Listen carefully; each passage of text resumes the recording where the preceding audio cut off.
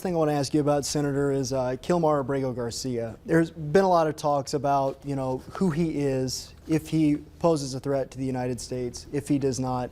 It's been determined that he was not a U.S. citizen, but an immigration judge had ruled that he couldn't be deported, that he needs to be brought back to the United States. Of course, he is still in El Salvador. How do you feel about that situation? Does he need to be returned to the United States? Yeah. I think first and foremost, Americans are appreciative that President Trump is doing what he said he was going to do. He secured our border.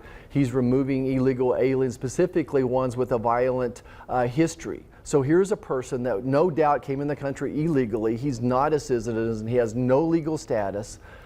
He's a known member of a terrorist organization, MS-13, and beyond that has some type of a domestic violence case brought against him. But it was dropped, granted.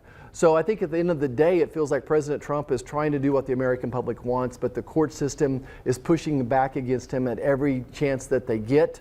Regardless, the Trump administration said if El Salvador wants to send him back, we'll take him. But now the problem is, I don't know if it's a problem or not, but the El Salvador president is not willing to send him back because this guy is a citizen of El Salvador as well. So that the ball is in El Salvador's court, but I'm going to continue to applaud President Trump for making our families safe again. Is there a concern with the ruling that the Supreme Court made, kind of going against seemingly, what the president wants to do with this man and saying that we're not going to bring him back to the United States? I think the President Trump was fully compliant with what the Supreme Court said. Now, I'm not a lawyer, but the language they used said that, look, we should try to bring him back, but certainly we shouldn't go back and take him by force. The Supreme Court said that the district judge overstepped his bounds by suggesting that the Trump administration need to force El Salvador to bring him back. But regardless, the big picture to me is President Trump is making our families safe again. Do you support